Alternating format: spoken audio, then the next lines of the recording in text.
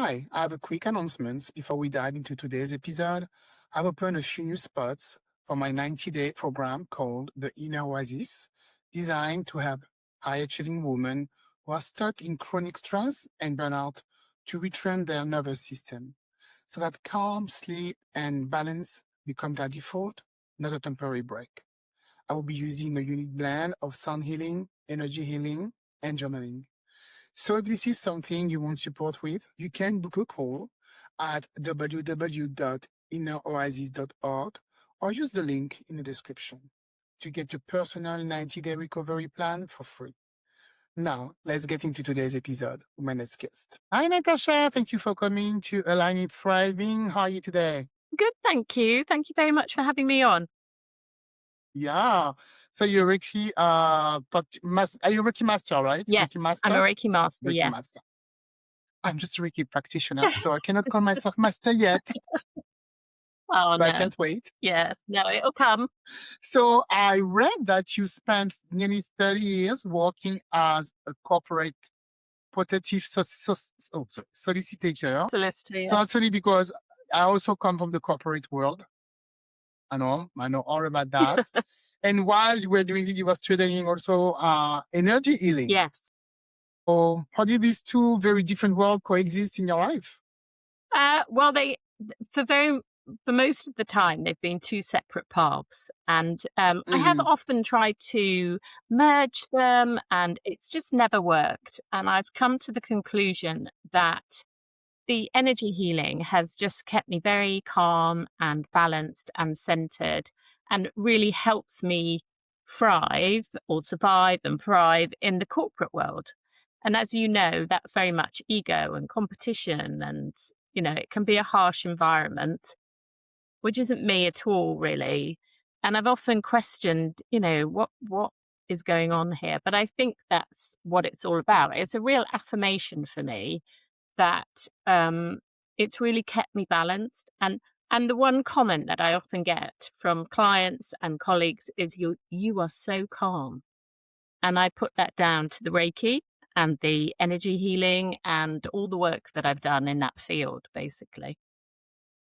Yeah, it completely changed my life because I'm somebody who's really hyperactive, and it's true when if I go on retreat or like this, the whole weekend I spend with my tribe doing advanced music because I'm also a sound healer. Okay. And I spend the whole weekend learning things about music and energy healing. And when I came out of those 2 days, I was so slow, like so quiet.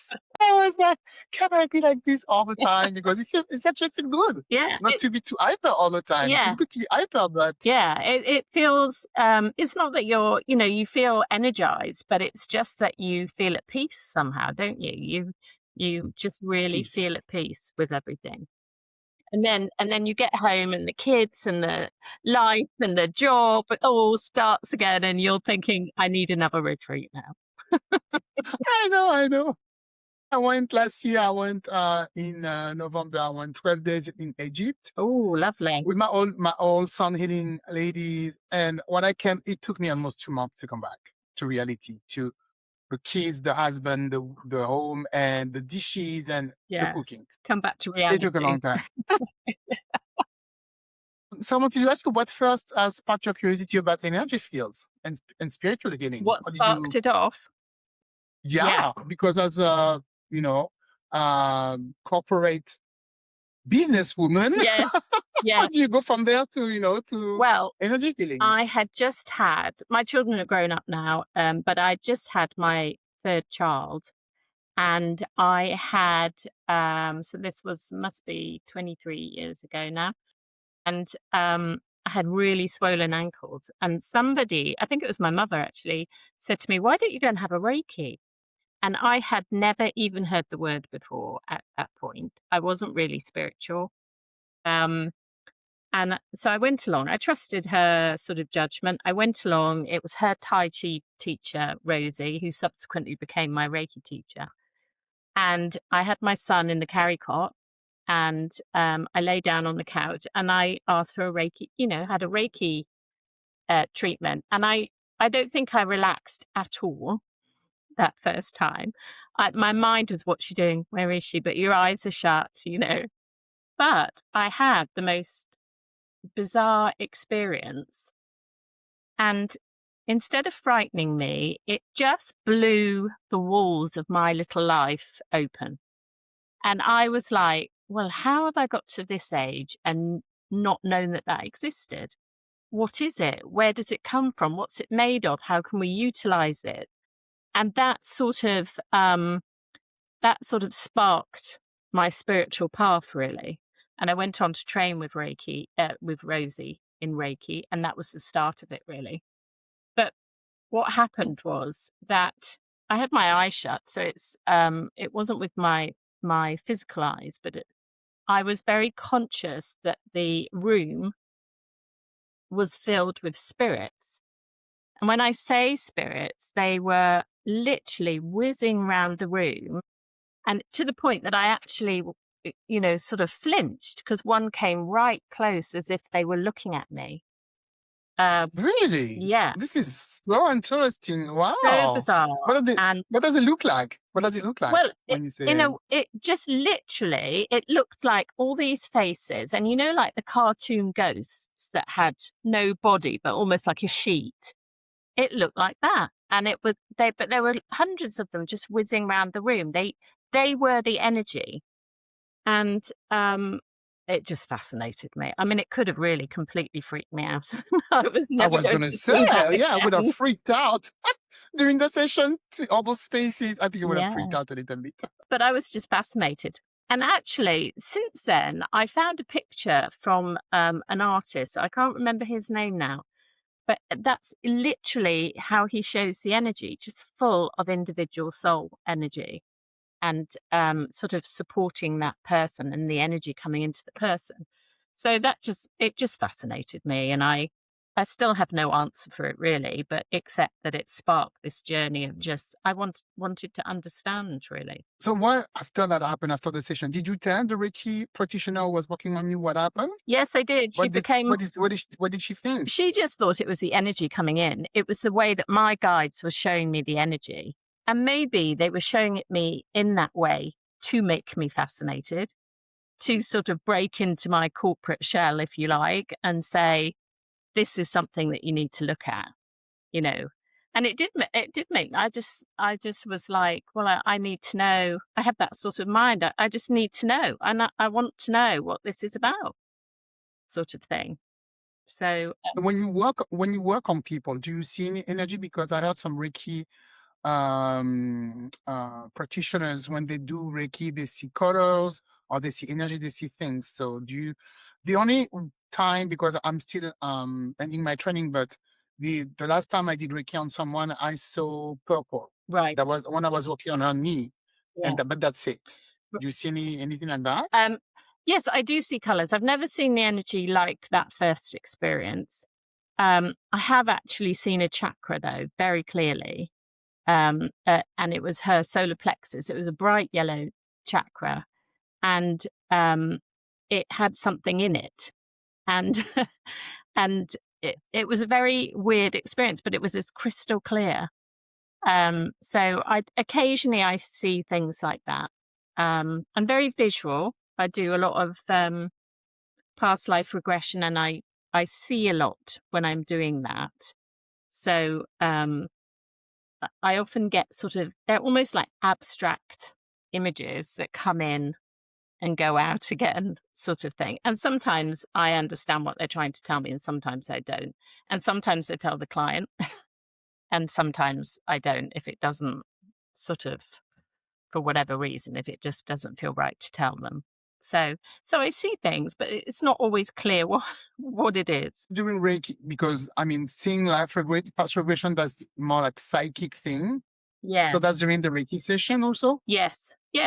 Ah, And so you got it. Yes, just have something random. When I do meditation, I have all these random sort of abstract images coming in. And I don't really know what that's about, whether that is psychic energy and messages, and I'm just not delving deeper into those. I'm not sure. But that's how it's always been. That's how I'm comfortable with it. So just go with it. Yeah, exactly. Exactly. So talking about energy, you talk a lot about cleansing our energy field, Yes. and that's very essential in our holistic health. So what does it look like in practice? What do you mean by that? Well, I think that every day, just as we clean our teeth, we take supplements, maybe we'll tweak our energy, exercise regime or our diet.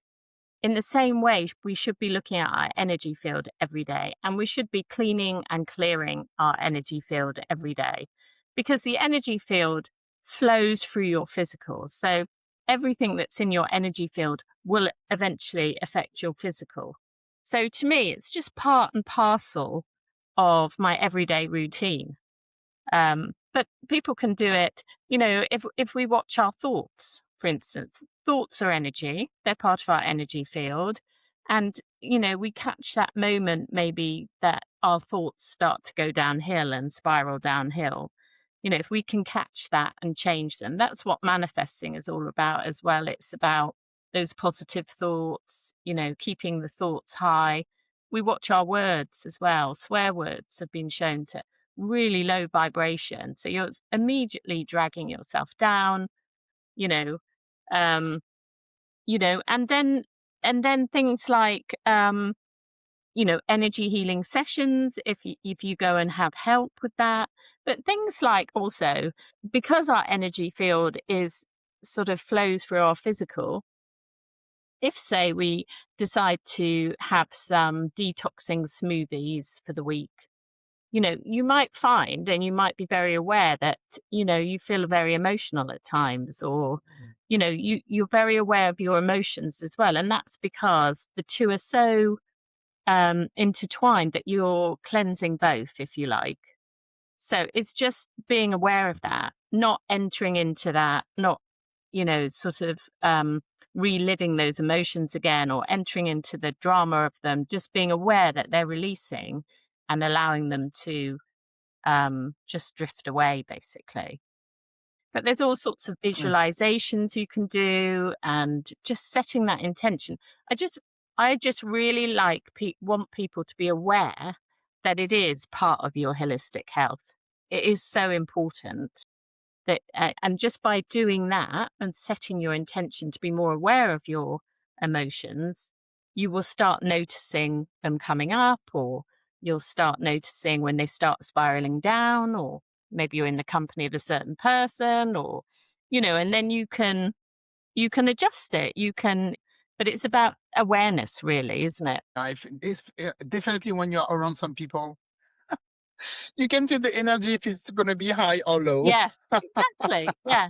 Or you meet somebody and you meet a friend and you always come away feeling sort of bad about yourself somehow, or, I've had that as well. And you have to say, no, I'm not gonna do that anymore. My Yeah, energetic health is more important than that. yeah, or depleted. I was talking Yeah. to another guest a few months ago. She was talking about energy vampires. Yeah. Yeah. And I was like, oh, I know exactly who you're talking about. Yeah.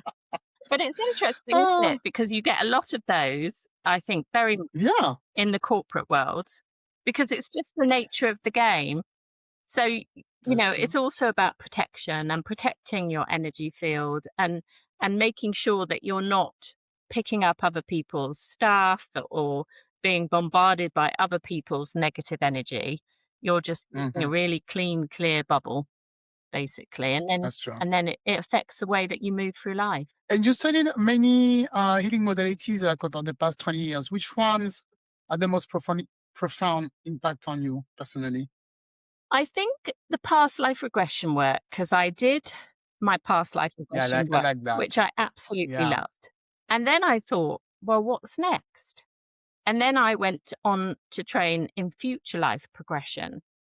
And then that sort of has led to the soul continuum work. So the continuum work is basically the concept that your soul energy moves through time and space. And we incarnate into different bodies for different Yeah. lessons, etc. But to me, it's not a straight line. Time isn't linear. It's more like a cobweb, if you like. And so we can go through trance to any point on that cobweb.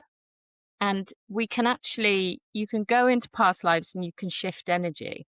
And then you feel that ripple effect. And you can go into your future lives and see the lessons you haven't learnt.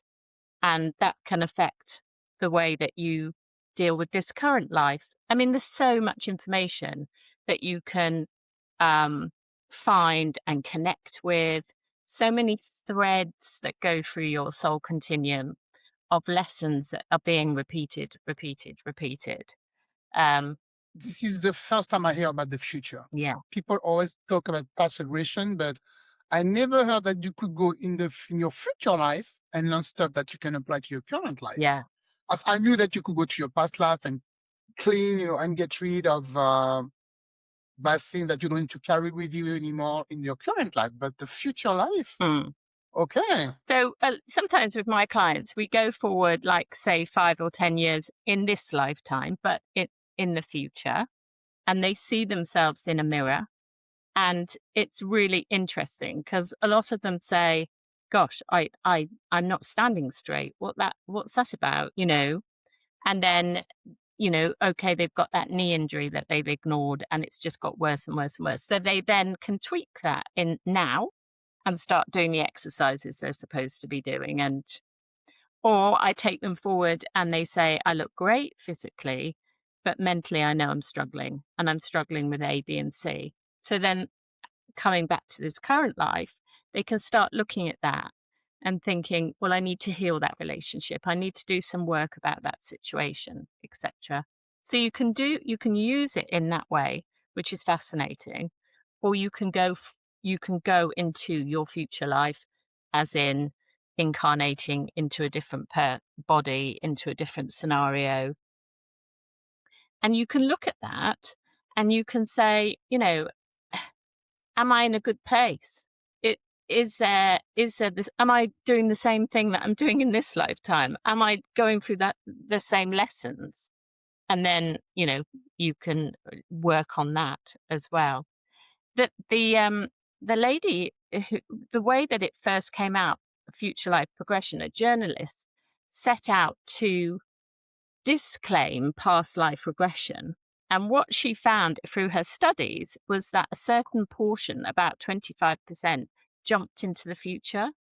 And actually, she finished all of that, a complete convert to regression work or progression work. And that's really how it came about. But it's absolutely fascinating. It is fascinating. This is like brand new information to me. This is fascinating. I never heard that before. Yeah. So I don't know if it's known, but for me, it's brand new information. Is it under hypnotism, I guess? Yes. So you're in what we call a trance. And I always think that is a very misleading word. But really, all that means is that you're in a very relaxed state. You are still perfectly in control. If you want to stop the session, you open your eyes and sit up and you've stopped the session. There's no, we can't make people, it's not the sort of stage that you can make somebody behave like a chicken or implant a word in their brain or anything like that. It is simply just being in a very, very relaxed state and allowing the subconscious to show you what you want them to what you want it to show you, basically. Yeah, speaking about catching like a chicken or something like that, there's a lot of misunderstanding that people would have about energy healing. Yes. Or certain energy fields. What is the most common that you know about that you can tell us? Well, like past life regression, very much people are frightened that they're going to get stuck somewhere, or they are going to see something they don't like, or they've done something terrible in another life, and they're going to see that. So that's often a fear. Energy healing itself, I think a lot of people just don't understand how important it is. I think a lot of people think it's woo-woo and just don't give it the credit that it needs and how important it is. And I think it's a missing piece of the jigsaw puzzle that's our health, our overall holistic health, and why some people struggle with things and don't heal from things, and physical issues and mental issues. I think it's that important. The more I've done it, the more I realize that, it has its place and it is very important. It does, it really helps also with disease, Yeah. because now I hear more and more about the hospital having like sound healing in the, in certain rooms, and it can help with cancer, it can help with a lot of things. And of course, your brain, your brain will be wired and have more positive thought, and Mm, it will access your cells.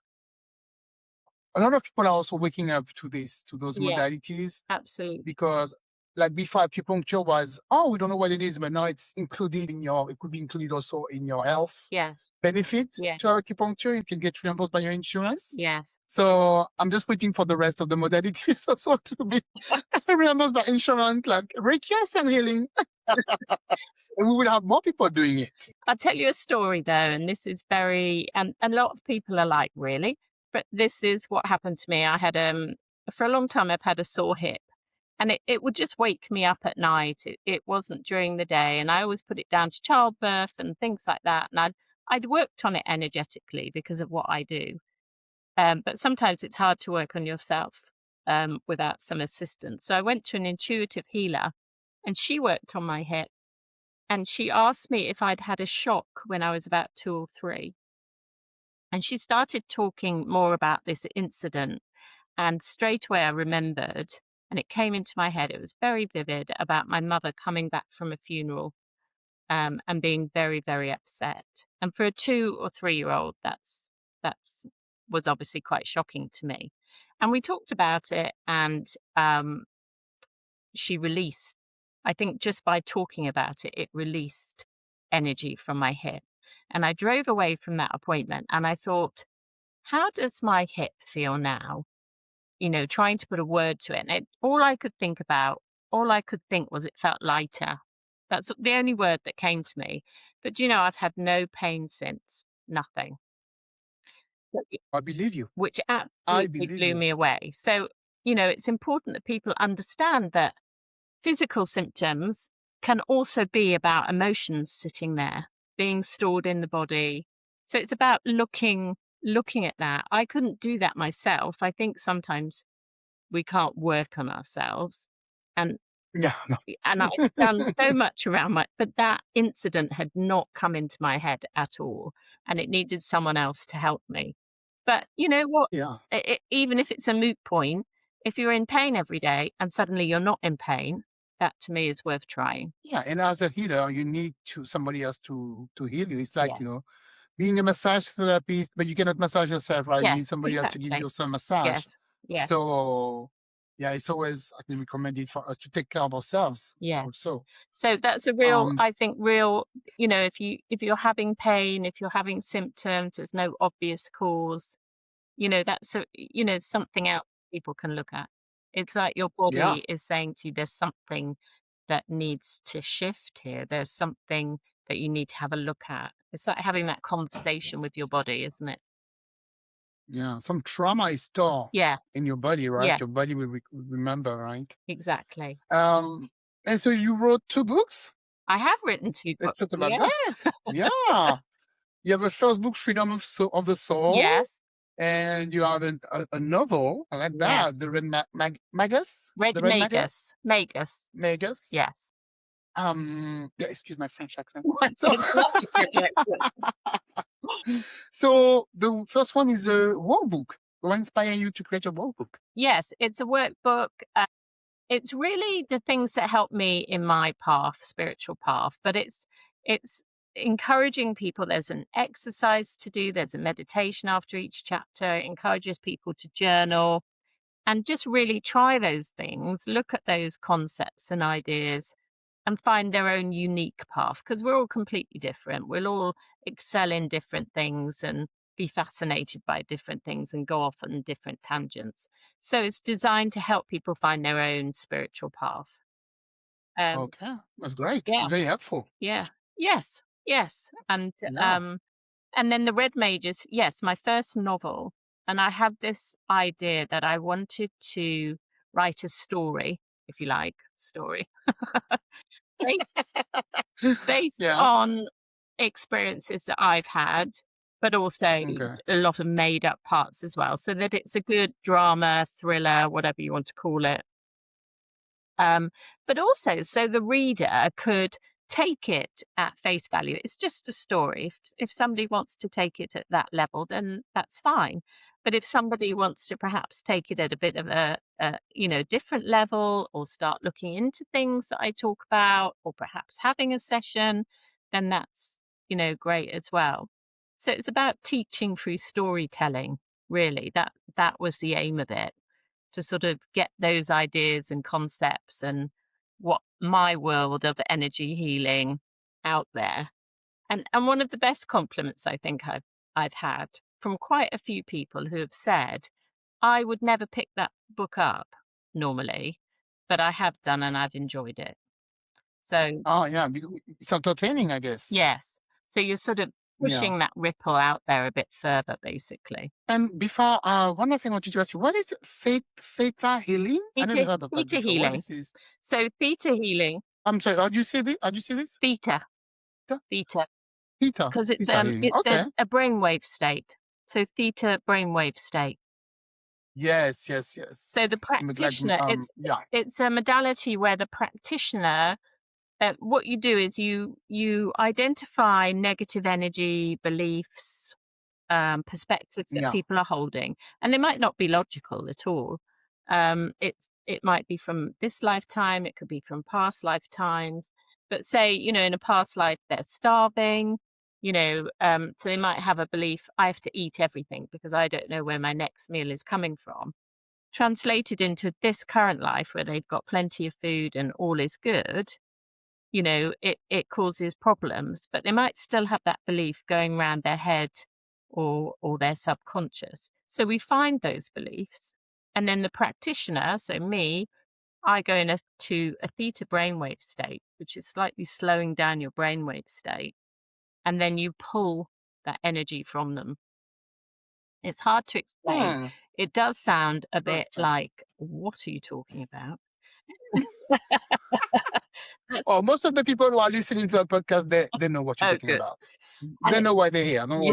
worry. And it sounds a bit strange that we go into this, a different brainwave state and we pull the energy, but it is incredibly effective, incredibly effective. And actually, a lot of my clients do theta healing, because it is just very good. And we do what's called digging. So we dig into all of these beliefs, and it's fascinating, like anything. But every session is different. Yes. Every session is different. So very interesting. But people again feel lighter. Things change. Things change for them. Situations change for them. It really shifts the energy. Yeah, that reminds me one of also another guest who told me she did that. She had issues with bulimia in her current life. Yeah. So she did a past life regression. In her past life she was obese. So she carried that with her Yeah. in her current life. So Yes. then so when she knew about it, she was like, okay, I'm good now. And then she was totally fine. Yes. Yes. Oh, There's often that sort of between eating some. Because if you think about our past history, our world history, we've not always had social services looking after us, or it's been really harsh at times for people. So if you're bringing those beliefs with you and into this lifetime, and sometimes, and you don't really know where those thoughts are coming from, yeah, or I know. Yeah. why do I keep thinking this? And normally that is a sign that it's from a past life. Especially if you're okay and this time and my fridge is full. Why am I always Yeah. afraid I'm gonna Yes, exactly. Why do I keep I'm gonna thinking, miss food? something awful's gonna happen? Or, Yeah. why am I terrified of water when nothing's happened in this lifetime? Or, there's so much, so much. Something happened to me when I was in Egypt. We were supposed to go. You have in those pyramids you can go on the Yes, little yes, hall to see the library or king chamber, whatever.